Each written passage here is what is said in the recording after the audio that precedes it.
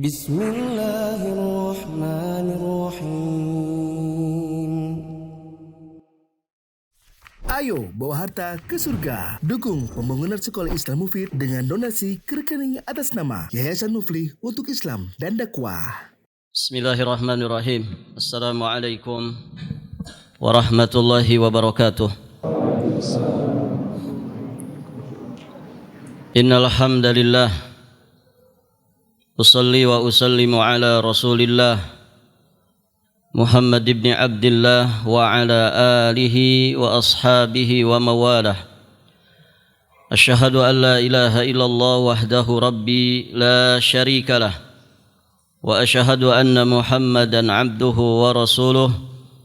Qala Allah ta'ala fi kitabihil karim, ya ayyuhalladzina amanu taqullaha haqqa tuqatih wa la tamutunna illa wa antum muslimun. Amma ba'd. Allahumma 'allimna ma yanfa'una wanfa'na bima 'allamtana wazidna ilman. Allahumma inna nas'aluka ilman nafi'an wa na'udzu bika min ilmin la yanfa'. Para hadirin, ikhwati fid din wa akhwat fillah, rahimani wa rahimakumullah.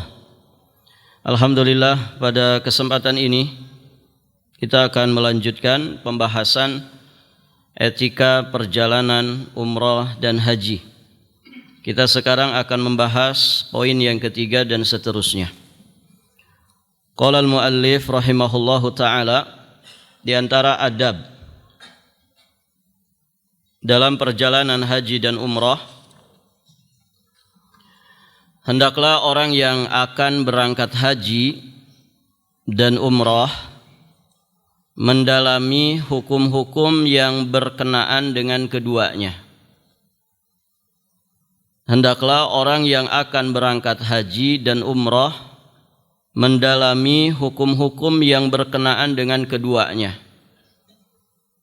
Ini yang dijelaskan oleh para ulama, al-ilmu qabla al-qawli wal-amali. Berilmu dahulu sebelum berucap dan sebelum berbuat. Baik, para jamaah yang dirahmati Allah, maka hendaknya seorang yang akan safar, dia mendalami hukum-hukum perjalanan sebelum dia berangkat safar.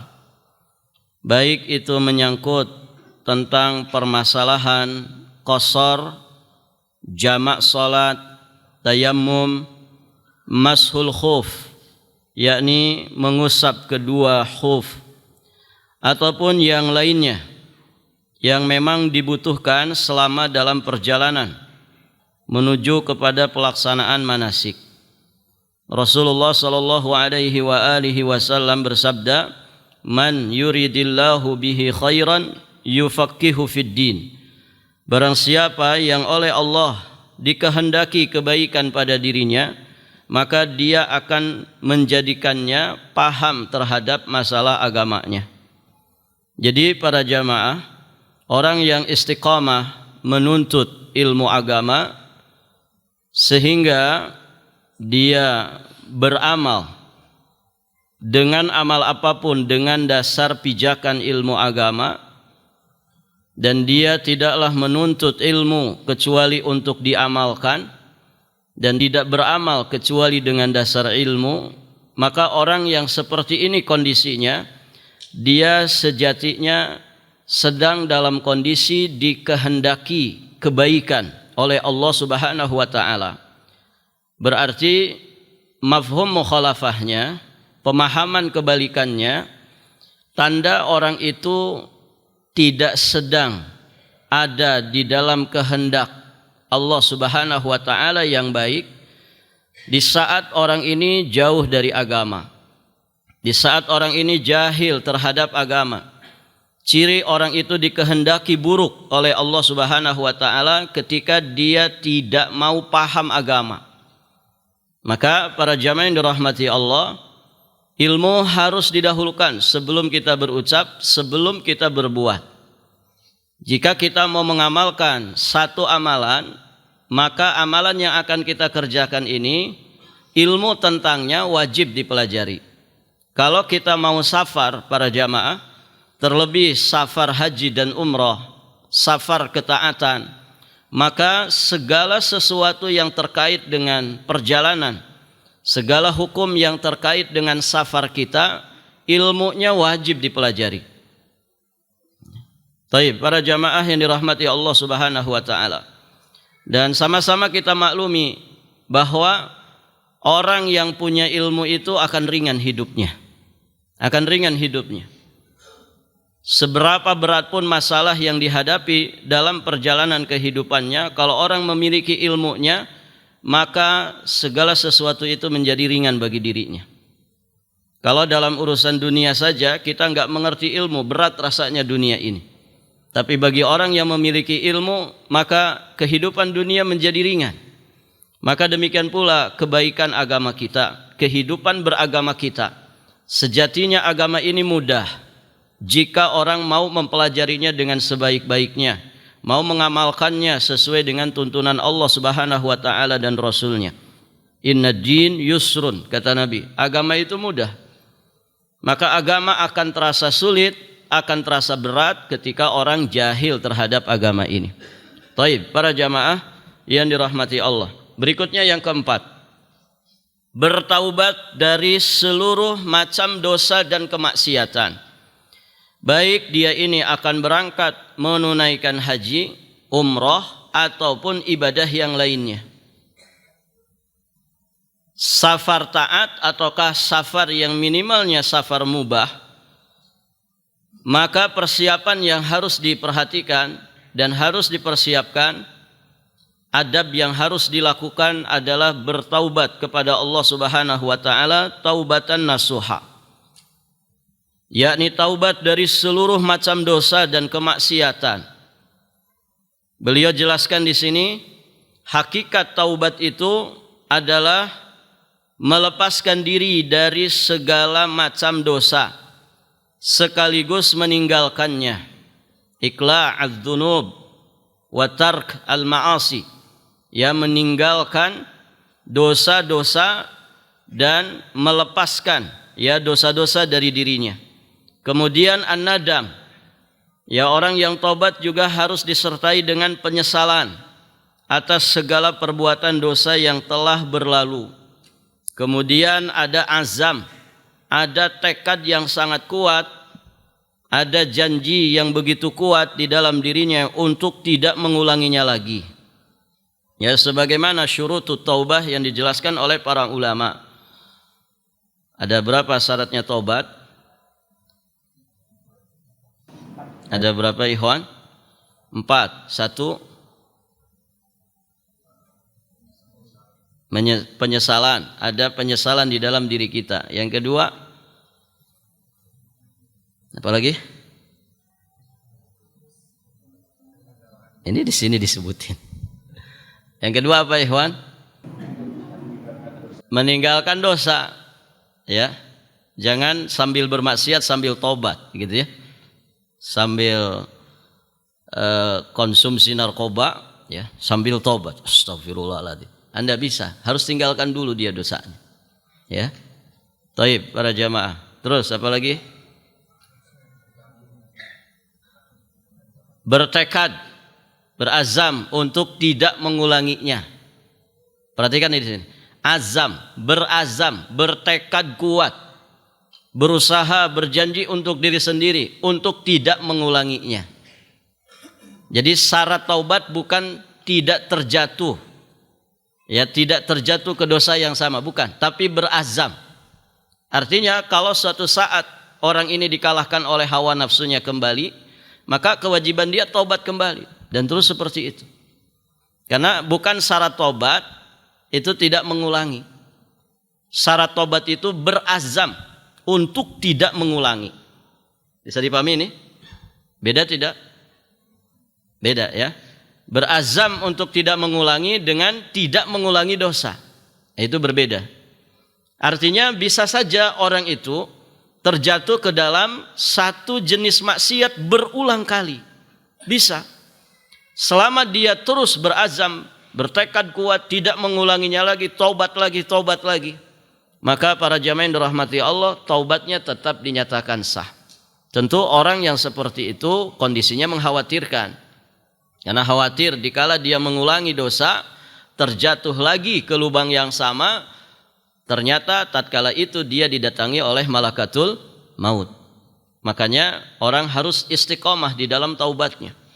Caranya bagaimana? Azamnya itu betul-betul dia praktekkan.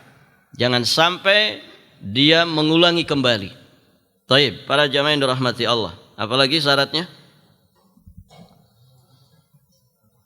Kalau dosanya terkait dengan hukuk adami, terkait dengan hak sesama manusia Bani Adam, maka mengembalikan haknya. Apakah berupa kehormatan, berupa harta benda, berupa barang, atau yang sejenis dengan itu. Dikembalikan haknya, kemudian diselesaikan dengan minta maaf. Taib, para jamaah yang dirahmati Allah. Ada yang lain? Syarat taubat? Menyesal, berazam tidak mengulangi kembali. Kemudian tadi apa? Melepaskan atau meninggalkan dosa. Kalau terkait dengan hak anak Adam, dikembalikan dan minta maaf. Taib. Ada lagi yang lain? Istighfar. Harus ada istighfar. Taubat itu di dalamnya harus ada istighfar, permohonan ampunan kepada Allah Subhanahu wa taala. Lafaz yang terbaiknya sayyidul istighfar. Ya. Pada hafal tidak? Allahumma anta rabbi la ilaha illa anta khalaqtani wa ana abduka wa ana ala ahdika wa wa'dika mastata'tu a'udzubika min syarri ma sana'tu abu'u laka bi ni'matika alayya wa abu'u bi dzambi faghfirli fa innahu la yaghfiru dzunuba illa anta. Ada lagi syarat yang lain?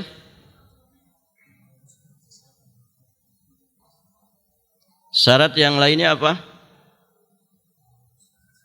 Dia bertaubat sebelum waktu taubatnya habis. Kapan waktu taubat tertutup?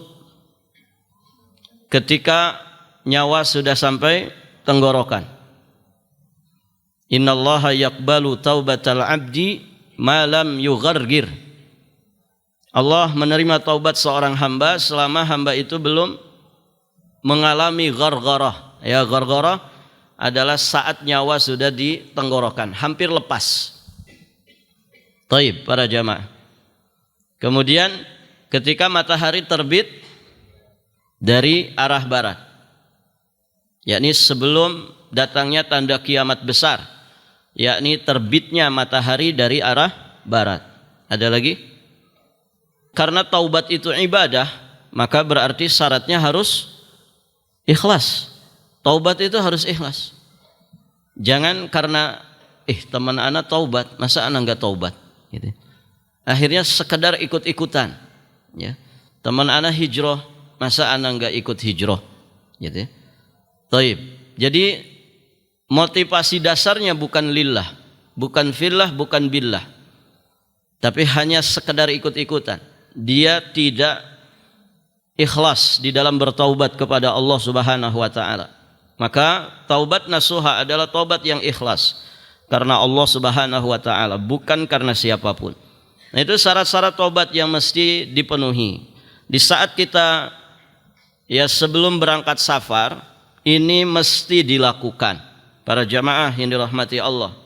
Beliau juga menjelaskan di sini, jika dia pernah berbuat zalim dengan mengambil hak orang lain, hendaklah dia mengembalikan hak itu, kemudian dia minta maaf kepada orang yang dizaliminya itu, kepada orang yang bersangkutan, baik itu menyangkut kehormatan, harta benda, ataupun yang lainnya. Hal ini perlu dilakukan sebelum berbagai kebaikannya diambil oleh saudaranya karena perbuatan zalimnya. Ini hati-hati dari perbuatan zalim. Banyak orang-orang itu masuk neraka gara-gara bermasalah dengan sesama manusia. Allah Maha Pengampun, Allah Maha Penyayang. Ghafirudz dzanbi wa qabilit taubah. Ya. Namun masalah kita dengan sesama Bani Adam, para jamaah, ini harus diselesaikan. Harus diselesaikan. Terlebih saat kita mau safar. Karena kita tidak pernah tahu apakah kita akan kembali dengan jiwa raga kita, dengan nama dan jasad kita, ataukah kita tidak pulang kecuali hanya nama saja. Si fulan mati ketika safar. Begitu ya. Kita tidak pernah tahu. Karena safar itu qit'atun minal azab. Maka ya sangat ditekankan. Dan rata-rata para ulama ketika menjelaskan adab safar mesti mencantumkan poin ini. Ya, kalau hari-hari saja kita saat kita mukim, saat kita normal-normal saja, tidak kemana-mana, taubat itu setiap hari anjurannya. Ya ayuhan nas tubu ilallah fa inni atubu fil yaum mi'ata marrah. Kata Nabi, wahai sekalian manusia, taubatlah kalian kepada Allah, karena sesungguhnya aku bertaubat setiap harinya mi'ata marrah, sampai 100 kali. Bagaimana lagi kalau orang itu mau safar? Taib, para jamaah yang dirahmati Allah, terutama masalah-masalah kezaliman ya kepada sesama kita, selesaikan urusannya. Karena ya jika kita tidak menyelesaikan urusan, ya sedangkan misalkan nyawa kita melayang saat kita safar, tentu urusan ini akan berlanjut sampai di kehidupan akhirat. Gara-gara kezaliman kita akan menjadi orang yang muflis, orang yang bangkrut, ya, orang yang bangkrut. Kenapa? Karena bayar hutang kezaliman di kehidupan akhirat itu menggunakan stok pahala kita. Kalau kemudian stok pahalanya habis, sedangkan orang yang terzalimi masih ngantri, maka para jamaah yang dirahmati Allah, sebagai balasan setimpalnya, kesalahan-kesalahan orang-orang yang terzalimi ini akan ditimpakan kepada dirinya. Nas'alullah al-afwa wal-afiyah wassalamah. Hati-hati. Ya, barangkali di antara antum ya ada pejabat, barangkali di antara antum ada komandan, barangkali di antara antum ada bos yang memiliki karyawan banyak. Hati-hati dari menzolimi bawahannya. Barangkali di antara antum ada pengusaha besar, karyawannya banyak. Hati-hati dari menzolimi karyawan. Mereka kalau terzolimi berdoa kepada Allah, doanya mustajab. Begitu ya. Kalau kita mati dalam kondisi kezoliman kita kepada mereka belum selesai, maka akan diselesaikan di kehidupan akhirat. Dan prosesnya seperti itu. Kita akan bayar hutang kezoliman itu menggunakan pahala-pahala kita. Sedangkan pahala sesuatu yang sangat dibutuhkan nanti di kehidupan akhirat. Kalau kemudian habis ya, habis pakai bayar hutang kezoliman, naudzubillah. Ya, bisa jadi para jamaah stok pahala kita habis, yang akhirnya tidak punya bekal cukup untuk bisa selamat dari azab api neraka. Taib. Berikutnya poin yang kelima, orang yang akan menunaikan haji atau umroh harus menggunakan harta yang halal untuk menunaikan keduanya. Ini juga poin yang sangat penting. Ya. Ini kata beliau perlu dilakukan karena Allah Subhanahu wa taala itu thayyib, la yaqbalu illa thayyiban. Allah itu maha baik dan tidak akan menerima kecuali yang baik-baik saja. Selain daripada itu, karena harta haram dapat menyebabkan tidak terkabulnya doa. Banyak sekali mafsadat, banyak sekali madarat ketika orang itu mempergunakan harta yang tidak halal. Ya, seluruh dosa dan maksiat itu pengaruh kepada fisik, zahir, pengaruh juga kepada hati atau batin. Seluruh dosa dan maksiat itu berdampak buruk kepada kehidupan duniawi kita, juga sangat berdampak buruk kepada kehidupan barzah, kehidupan akhirat kita. Seluruh dosa dan maksiat itu juga punya dampak buruk yang mengerikan untuk kehidupan pribadi kita, untuk kehidupan keluarga kita, kehidupan bermasyarakat. Bahkan dia punya dampak buruk yang sangat mengerikan bagi alam semesta ini. Maka para jamaah yang dirahmati Allah Subhanahu wa taala, hati-hati ya dari harta yang haram. Harta yang haram ketika dipergunakan untuk sesuatu yang baik, maka tidak akan bernilai kebaikan itu. Orang berangkat haji dari hasil korupsi. Orang berangkat haji ya dari harta hasil nyolong, hasil mencuri. Orang berangkat haji misalkan dari harta riba, dari harta menganiaya, menzolimi orang lain. Nas'alullah al-afwa wal-afiyah wassalamah. Maka hajinya tidak akan diterima di sisi Allah Subhanahu wa taala. Dasarnya tadi, innallaha thayyib la yaqbalu illa thayyiban. Bahkan Nabi pernah menjelaskan bahwa daging apapun yang tumbuh dari hasil yang haram, maka nerakalah yang pantas bagi dirinya. Maka perhatikan ya. Jangan sekedar ambisi bagaimana bisa berangkat haji. Ya. Mumpung masih muda dengan cepat pengen berangkat haji, tapi dengan cara nipu orang tidak boleh, dengan cara menzolimi orang demi mendapatkan harta yang banyak. Para jamaah ya, harta itu harus dicari dengan cara yang halal dan thayyib ya, kemudian digunakan untuk sesuatu yang halal dan thayyib juga. Jika ini tidak terpenuhi, maka semuanya akan mardud, semuanya akan tertolak, tidak akan bernilai pahala di sisi Allah Subhanahu wa taala. Baik, para jamaah yang dirahmati Allah. Dan tentu haji yang seperti itu bukanlah haji yang mabrur. Salah satu definisi mabrur kata para ulama adalah ya hajjun makbul, haji yang diterima di sisi Allah Subhanahu wa taala. Berikutnya, yang keenam, orang yang melakukan perjalanan disunahkan untuk menulis wasiat. Menulis wasiat. Kalau dengar wasiat itu biasanya gambaran kita kemana para jamaah? Kematian ya. Ustaz, saya masih muda, masa nulis wasiat? Oh, ini perintah Nabi, perintah Allah dan Rasulnya, gitu ya. Tulis wasiat. Emang pedekkah kita kalau masih muda enggak akan didatangi malakatul maut? Ada teman antum yang masih muda didatangi malakatul maut? Ada kan? Artinya dia bisa datang kepada siapapun. Maka tulis wasiat. Tulis wasiat. Berpesan, pesan-pesan yang baik kepada orang-orang yang kita tinggalkan safar. Jadi disunahkan bagi orang yang melakukan perjalanan untuk menulis wasiat menyangkut hak dan kewajiban yang ditanggungnya, sebab ajal itu berada di tangan Allah.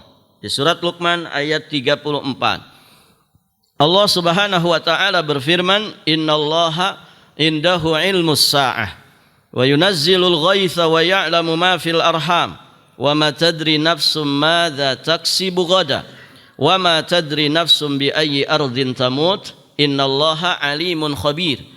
Sesungguhnya Allah hanya pada sisinya sajalah pengetahuan tentang hari kiamat, dan dialah yang menurunkan hujan dan mengetahui apa yang ada di dalam rahim, dan tidak ada seorang pun yang dapat mengetahui dengan pasti apa yang akan diusahakannya besok, dan tidak ada seorang pun yang dapat mengetahui di bumi mana dia akan mati. Sesungguhnya Allah maha mengetahui lagi maha mengenal.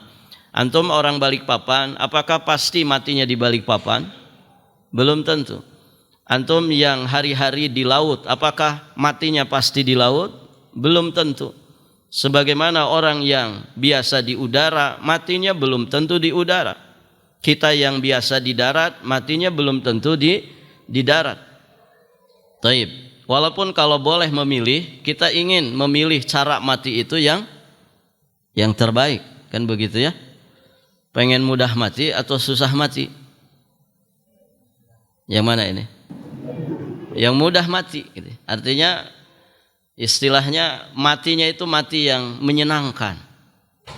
Apa istilah orang? Happy ending, begitu ya? Matinya mati yang menyenangkan. Ada orang itu mati ya sakaratul mautnya berhari-hari. Nas'alullah al-afwa wal afiyah wassalamah. Ini tidak ada seorang pun yang mengetahui kapan, di mana, dalam kondisi apa. Ya. Taib. Berarti kuncinya apa kalau kita ingin mati dalam kondisi terbaik? Kuncinya apa? Tidak ada yang tahu. Cuman kita bisa ikhtiar. Karena manusia sesuai dengan kebiasaannya. Manusia sesuai dengan kebiasaannya. Dan dia akan mati sesuai dengan apa yang menjadi kebiasaan hari-harinya. Baik, para jamaah yang dirahmati Allah. Maka kunci mati dalam sebaik-baik kondisi adalah dengan cara kita istiqomah di atas kebaikan. Fa idza faragta fansab. Apabila selesai mengerjakan satu kebaikan, kerjakan kebaikan yang lain. Jangan pernah ada waktu nganggur. Jangan pernah ada waktu kosong. Jadi sejatinya kita nggak punya waktu kosong. Ana dan antum, semua kita sebagai mukmin sejatinya tidak punya waktu kosong. Nggak ada waktu kosong. Karena waktu kita semuanya untuk ibadah kepada Allah Subhanahu wa ta'ala. Taib, itu istilah kita saja. Antum punya waktu kosong enggak? Sebetulnya enggak kosong. Karena waktu kita selalu terisi dengan amal-amal kebaikan. Selesai dari satu kebaikan, maka berpindah kepada kebaikan yang lainnya. Ajal tidak ada yang tahu. Para jamaah yang dirahmati Allah, maka istiqomahlah di dalam kebaikan. Ya, termasuk ya, kebaikan sebelum kita safar adalah berwasiat. Menulis wasiat dengan wasiat-wasiat kebaikan. Nabi SAW juga bersabda di dalam riwayat muttafaq alaih dari sahabat yang mulia Abdullah bin Umar, ma haqqum ri'im muslimin lahu syai'un yuridu an yusiya fihi yabitu lailatain illa wa wasiyatuhu maktubatun indah. Tidaklah benar seorang muslim yang memiliki sesuatu yang hendak diwasiatkan menginap selama 2 malam. Tidak benar. Dia punya wasiat, kemudian wasiatnya tidak ditulis-tulis sampai dia menginap 2 malam. Ini tidak dibenarkan. Yang benar adalah dia segera menulis wasiatnya. Ya, melainkan wasiatnya sudah tertulis di sisinya. Jadi para jamaah, tidak masalah walaupun antum masih muda, tulis wasiat itu. Wasiat ya, kepada diri sendiri, kepada istri-istriku, kepada istriku gitu, satu aja gitu. Kepada anak-anakku gitu. Tulis ya, tulis yang bagus. Kalau bagus kasih figura, simpan di tengah, dipajang di tengah rumah ya. Ya, kemudian antum tanda tangani ya. Taib, para jamaah yang dirahmati Allah. Karena kita tidak pernah mengerti ya kapan ajal kita tiba. Ada yang sudah begitu? Yang bicara aja belum kayaknya. Taib, para jamaah. Ditulis ya. Ini sunnahnya begitu, para jamaah. Sehingga kalau nulis wasiat kebaikan berarti kan kita meninggalkan jejak yang baik. Kalau wasiat baik itu kemudian dipraktekkan oleh istri antum, kemudian dipraktekkan ya, betul-betul menjadi bimbingan dan pedoman yang dipraktekkan oleh anak-anak antum, maka antum dapat aliran pahalanya. Wasiat untuk bertakwa, wasiat untuk istiqomah di dalam menuntut ilmu, wasiat untuk berakhlakul karimah, wasiat-wasiat kebaikan, tulis. Taib, para jamaah yang dirahmati Allah Subhanahu wa taala. Beliau juga menjelaskan di sini hendaknya dia mengambil saksi atasnya. Ada saksi yang menyaksikan penulisan wasiat tersebut. Juga hendaknya dia membayar semua hutangnya. Ada yang punya hutang di sini? Rahasia gitu ya. Taib, para jamaah. Zaman sekarang susah mencari orang yang tidak punya hutang ya. Ada ustadz ngisi ekonomi syariah cerita ke saya, Masya Allah, ternyata jamaah yang hadir itu orang-orang berhutang semua. Padahal perusahaannya besar. Ada yang hutangnya 6 miliar, hutangnya 7 miliar. Masya Allah, kadang hutangnya melebihi aset-asetnya. Ngeri para jamaah yang dirahmati Allah. Taib. Jadi selesaikan hutang-hutangnya, kembalikan semua titipan kepada pemiliknya, atau meminta izin kepada mereka agar tetap di tangannya. Ini terkait dengan hak-hak ya sesama Bani Adam. Ini diselesaikan, ditulis pesan-pesannya, wasiatnya saat kita sebelum safar. Berikutnya disunahkan bagi orang yang akan melakukan perjalanan untuk berwasiat kepada keluarganya supaya mereka senantiasa bertakwa kepada Allah. Ini wasiat yang paling atas, nomor pertama, wasiat untuk selalu bertakwa kepada Allah Subhanahu wa taala. Karena itulah wasiat Allah, itulah wasiat Rasulullah, itulah wasiat para sahabat, para tabi'in, wasiatnya orang-orang saleh dari zaman ke zaman. Mereka senantiasa saling mewasiatkan dengan wasiat ketakwaan. Di surat An-Nisa ayat 131, Allah Subhanahu wa taala berfirman, "Walaqad wassayna alladzina utul kitaba min qablikum wa iyyakum anittaqullah wa in takfuru fa inna lillahi ma fis samawati wa ma fil ard wa kana Allahu ghaniyan hamida." Dan sungguh kami telah memerintahkan kepada orang-orang yang diberi kitab sebelum kalian. Allah telah wassa itu mewasiatkan atau memerintahkan kepada ahlul kitab sebelum kalian, Yahudi Nasrani, dan juga kepada kalian. Apa isi wasiatnya? Untuk bertakwa kepada Allah. Namun jika kalian kafir, maka ketahuilah sesungguhnya apa yang di langit dan apa yang di bumi hanyalah kepunyaan Allah, dan Allah Maha Kaya lagi Maha Terpuji. Ini wasiatnya Allah. Ya, Nabi juga berwasiat dengan ketakwaan. Usikum bitaqwallah. Ya, aku wasiatkan kalian dengan ketakwaan kepada Allah. Para sahabat juga demikian, satu dengan yang lainnya saling mewasiatkan ketakwaan. Maka kita pun demikian, wasiatkan ketakwaan kepada istri dan anak-anak kita, kepada keluarga kita. Karena wasiat takwa berarti sejatinya adalah wasiat untuk memiliki karcis surga, gitu kan?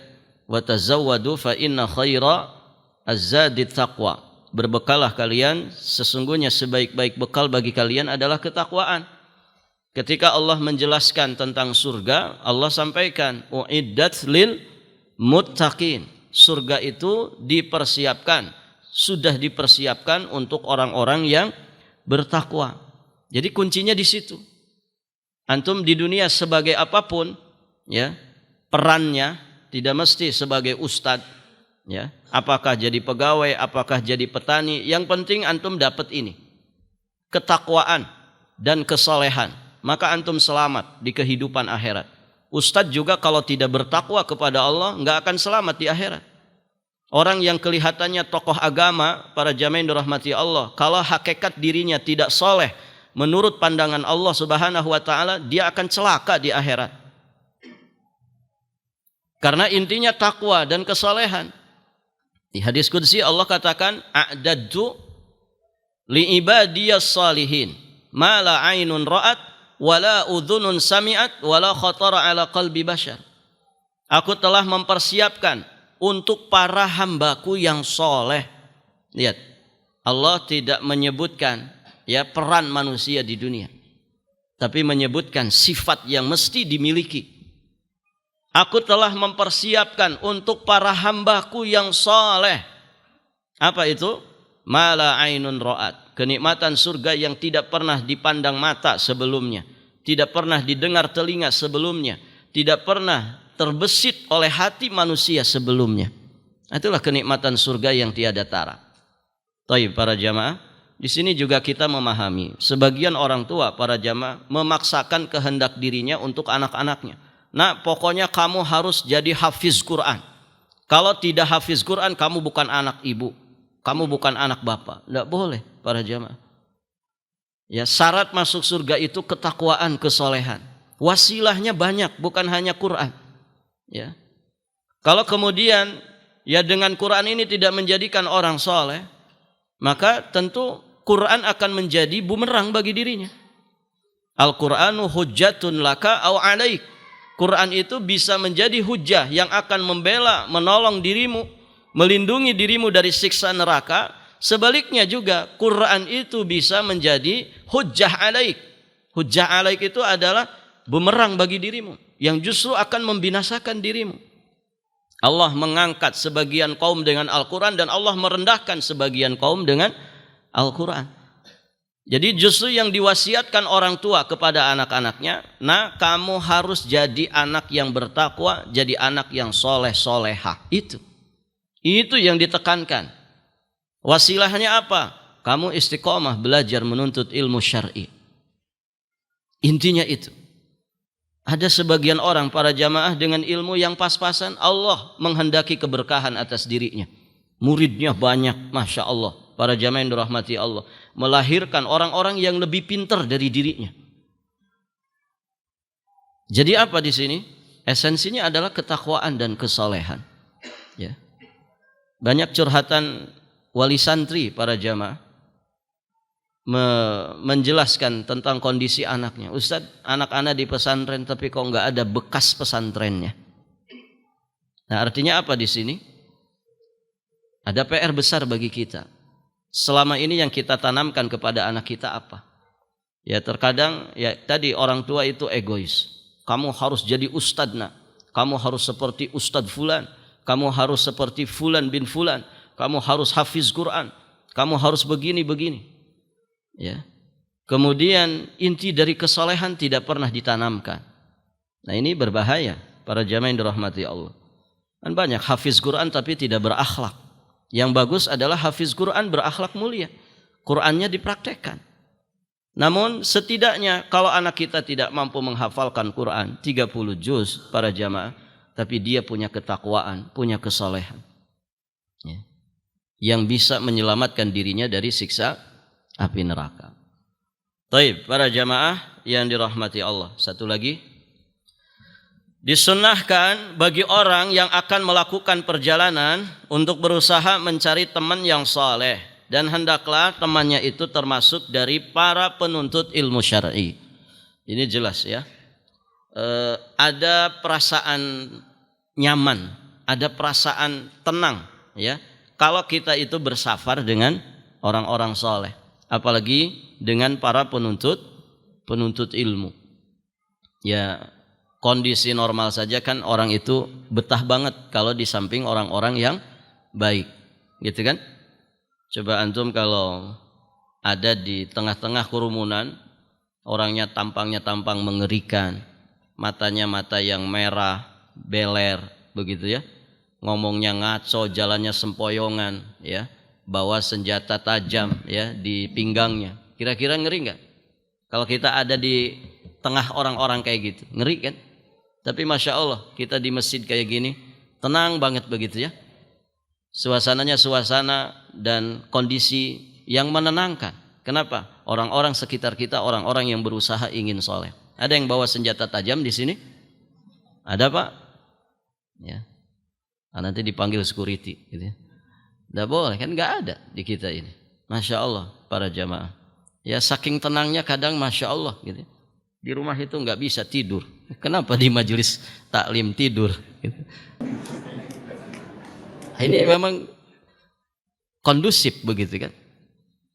Kan kata para ulama, tidak ada orang yang paling tenang hidupnya kecuali para penuntut ilmu. Majelisnya saja menenangkan, gitu kan? Baik, para jamaah. Coba khutbah Jumat, Pak. Ya, ada DKI masjid di sini. Coba pantau pakai CCTV itu. Dari sekian shop yang khutbah Jumat, berapa yang melek ya melihat khotibnya dari awal sampai akhir. Dengan siapa yang tertunduk gitu. Khusyuk luar biasa gitu ya. Kadang kanan kiri kita itu Masya Allah, ini khusyuk banget orang. Akhirnya tertular ya. Karena ngantuk itu nular ya. Nular perajaan. Coba satu orang nguap, biasanya kanan kirinya ikut nguap. Kan begitu. Barakallahu fikum. Tapi bukan itu maksudnya. Ya, di sini kita ingin menjelaskan bahwa ya orang-orang soleh, orang-orang yang berilmu itu bawaan mereka itu bawaan yang tenang. Kemudian juga auranya aura ketenangan. Ya. Begitu. Jadi sejatinya zaman dulu para jamaah, sebagaimana sabda Nabi, orang yang belajar agama itu orang yang hidupnya paling tenang. Dia punya perbedaan yang mencolok dengan orang-orang yang awam yang tidak mau belajar agama. Mereka tenang hidupnya. Nah sekarang ini berbalik, justru yang ngaji orang-orang yang gak tenang hidupnya. Nah ini kan masalah, ada PR berarti pada diri kita. Proses ngajinya kayak apa ini? Semakin lama ngaji kok semakin resah, gelisah, semakin stres. Nah ini masalah. Karena seharusnya dengan belajar agama kita semakin tenang. Nazalat alaihimus sakinah, turun sakinah kepada mereka. Masya Allah, coba kalau lagi ngaji gini, hutang gede kan nggak ingat kan? Ya. Nah itu para jamaah yang dirahmati Allah, harusnya tenang. Barakallahu fikum. Nah, itulah para penuntut ilmu. Kalau dia jadi teman safar kita, Masya Allah, menenangkan. Ya, tenang kalau kita safar bersama orang-orang yang berilmu, orang-orang yang saleh. Dan para jamaah yang dirahmati Allah, kenapa kalau kita safar harus berusaha memiliki teman yang saleh? Ya para tulabul ilmi. Karena kata beliau, ini merupakan salah satu sarana yang dapat menghindarkan dirinya dari keterjerumusan ke dalam kesalahan selama dalam perjalanannya, juga dalam ibadah haji dan umrohnya. Kalau teman safar kita orang-orang berilmu, orang-orang yang orientasi obsesinya bagaimana ini safar ini diberkahi Allah, safar taat ini menjadi pahala berlimpah di sisi Allah, maka pasti orang-orang yang bersama kita itu tidak akan tinggal diam saat kita melakukan hal-hal yang tidak pantas. Begitu ya. Beda dengan safar bersama orang-orang awam, orang-orang yang tidak mengerti agama. Kita mau berbuat dosa saja kadang dibiarin gitu ya. Terus kalau kita bersama dengan orang-orang yang ngaji, orang-orang yang belajar agama, pastilah setidak-tidaknya ada rasa sungkan, ada rasa segan untuk melakukan sesuatu yang tidak baik. Yang biasanya cerewet, nyerocos, kalau safarnya dengan orang-orang baik itu biasanya rada tertata itu ngomongnya. Begitu kan? Kenapa? Malu saya. Minimalnya itu dulu. Ya. Malunya karena orang dulu, ya. Nanti mudah-mudahan beralih malunya karena Allah Subhanahu wa taala. Jadi dia seperti jadi rem yang akan mengendalikan diri kita untuk melakukan sesuatu yang dimurkai Allah Subhanahu wa taala. Maka Nabi mengatakan ar-rajul ala dini khalili falyanzur ahadukum man yukhalil. Seseorang itu tergantung pada agama temannya. Oleh karena itu hendaklah salah seorang dari kalian melihat dengan siapa dia itu bergaul. Kata para pakar, lingkungan itu punya pengaruh sampai 80%, termasuk lingkungan pergaulan. Orang yang baik-baik saja ketika bergaul ya sama pecandu narkoba para jamaah dan dia tidak punya benteng yang kokoh, pasti dia akan kebawa. Pengaruhnya bisa sampai 80%. Maka hati-hati. Coba lihat, orang itu akan terbentuk karakternya dengan teman-teman pergaulannya. Ya. Ya tidak ikhwan? Nggak usah jauh-jauh, kalau antum di satu komunitas saja. Misalkan apa? Komunitas panahan. Pasti kan banyak berbicara tentang panahan, ya. Ada komunitas olahraga tertentu, pasti bicaranya tentang olahraga. Ada orang masuk komunitas tertentu, pasti bicaranya seputar itu. Ada orang bergelut di dunia properti, ya Masya Allah, pasti istilah-istilah yang diungkapkan seputar properti. Dan demikian seterusnya, ya. Barakallahu fiikum. Selama itu sekadarnya yang menopang kebaikan agama kita tidak ada masalah. Tapi kalau orang kemudian menjadikan itu sesuatu yang berlebih-lebihan, menjadi jiwa raganya, nah ini dikhawatirkan dia akan terpengaruh dengan sesuatu yang tidak baik, yang semakin menjauhkan dirinya dari syariat Allah Subhanahu wa taala. Maka Nabi juga menegaskan, la tusahib illa mu'minan wa la ya'kul ta'amaka illa taqi. Janganlah engkau berteman kecuali dengan orang beriman, dan janganlah sampai ada yang memakan makananmu kecuali orang-orang yang bertakwa. Nabi telah mengumpamakan teman yang saleh sebagaimana orang yang membawa minyak kasturi, sedangkan teman jahat seperti tukang pandai besi. Baik para jamaah, sampai di sini pelajaran kita insyaallah taala. Nanti akan dilanjutkan di kesempatan berikutnya, di poin-poin berikutnya. Sudah 8 adab kita sampaikan. Semoga ini menjadi manfaat bagi kita semua, menjadi ilmu nafi yang menambah iman kita dan menambah semangat kita untuk beribadah kepada Allah Subhanahu wa taala. Jika ada pertanyaan sebelum ditutup, dipersilahkan.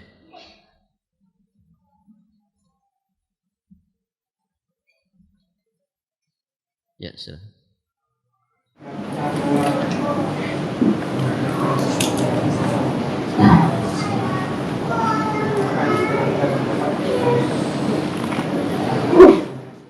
Iya. Itu aja. Apabila kita pernah mengajarkan sesuatu yang tidak bermanfaat atau bahkan sesuatu yang menyimpang dari syariat, pernah mengajarkan mantra-mantra sihir misalkan, gitu ya. Dulu di sekolah kalau kamu bolos tidak ingin dihukum sama guru, ini baca mantra, gitu ya. Nah itu sebagian orang ada yang begitu Pak, dipraktekkan dan ternyata mujarab, gitu. Orang lain dihukum, dia sendiri tidak. Jadi disirap gurunya, ya. Nah, ini mantra-mantra setan misalkan pernah kita ajarkan atau yang sejenis dengan itu dari hal-hal yang menyimpang dari syariat. Ketika kita sudah bertaubat kepada Allah atas perbuatan dosa tersebut, apakah kita wajib menjelaskan kembali kepada orang bersangkutan? Jawabannya iya. Itu sebagai bukti kesungguhan dan kejujuran kita di dalam bertaubat kepada Allah. Dulu kita ajarkan sesuatu yang tidak bermanfaat sampai naudzubillah misalkan dia akhirnya tersesat, dia akhirnya punya murid lagi yang mengajarkan sesuatu yang buruk yang pernah kita ajarkan, maka ya tugas kita adalah mengingatkan dia kembali. Sampaikan, saya berlepas diri dari apa yang saya ajarkan dahulu kepadamu. Saya sampaikan kepadamu setegas-tegasnya apa yang dahulu saya ajarkan kepadamu itu kesesatan. Tolong dijauhi. Saya sudah bertaubat kepada Allah dan saya mengajak antum juga bertaubat kepada Allah. Ya. Jika setelah ini engkau terus menerus dengan apa yang ada pada dirimu dari keburukan dan kesalahan, saya berlepas diri di hadapan Allah Subhanahu wa taala. Begitu. Jadi nanti dia tidak akan menjadi beban di kehidupan akhiratnya. Dan demikian para jamaah. Ya tergantung seberapa banyak. Kalau dia mengajarkan keburukan itu di depan halayak, ya, maka ketika bertaubat pun dia harus di depan halayak. Ya, dia nyatakan taubatnya dan dia menyampaikan siapapun yang pernah ya mendapatkan pelajaran yang buruk dari saya seperti ini, mohon ditinggalkan. Ya, saya berlepas diri dari keburukan itu. Saya mengajak kalian bertaubat kepada Allah, begitu. Ya. Kalau muridnya cuma 2, 3 sampai 5 orang ya tentu lebih mudah. Ya, kalau muridnya banyak ya sebanyak itu pula dia harus menyampaikan. Ya. Nas'alullah al-afwa wal afiyah wassalamah. Nah demikian para jamaah yang dirahmati Allah. Sebagian guru-guru kita begitu para jamaah. Dulu dia komandan di satu kelompok yang mengatasnamakan Islam. Ya. Kemudian setelah bertaubat kepada Allah, akhirnya memilih jalan sunnah, maka dia taubatkan kembali orang-orang ini. Dia datangi dan luar biasa, tentu resiko besar.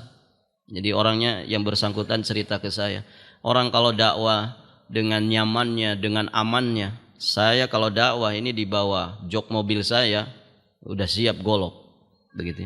Kenapa? Karena diancam oleh murid-muridnya dahulu, ya, bahwa gurunya ini sudah murtad. Begitu para jamaah, sudah murtad. Ya, akhirnya namanya orang murtad berarti halal darah, halal kehormatan, halal harta, kan begitu. Dan itu yang selalu diajarkan ya dulu oleh dirinya kepada anak buahnya ini.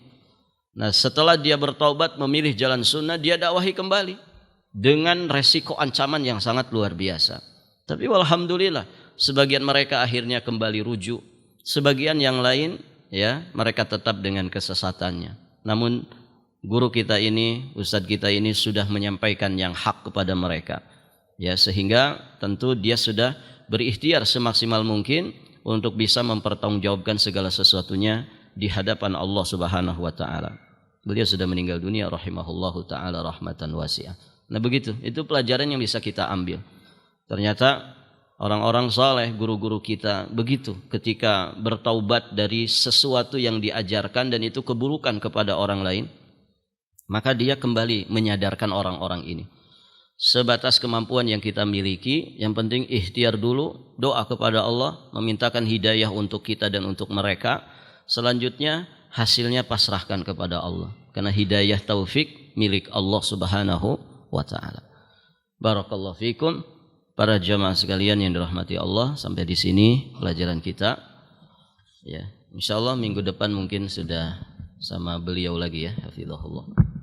Kita akhiri, semoga selama pertemuan kita, kurang lebih 4 pertemuan, setidaknya bisa membadalkan, mengisi kekosongan, dan semoga Allah memberikan ilmu nafi kepada kita semua, dan semoga juga Allah menganugerahkan amal yang soleh untuk kita semua, menganugerahkan husnul khatimah dan kenikmatan di kehidupan akhirat nanti. Amin. Allahumma ya rabbal alamin. Subhanakallahumma bihamdik asyhadu an la ilaha illa anta astaghfiruka wa atubu ilaik. Assalamualaikum warahmatullahi wabarakatuh. Allahu akbar, Allahu akbar, Allahu akbar, Allahu akbar. Asyhadu an la ilaha illallah. Asyhadu an la ilaha illallah. Asyhadu anna Muhammadar Rasulullah. Asyhadu anna Muhammadar Rasulullah. Hayya 'alas salah,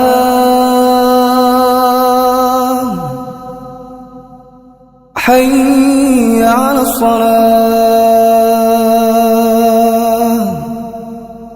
hayya 'alal falah, hayya 'alal falah. Allahu akbar, Allahu akbar. La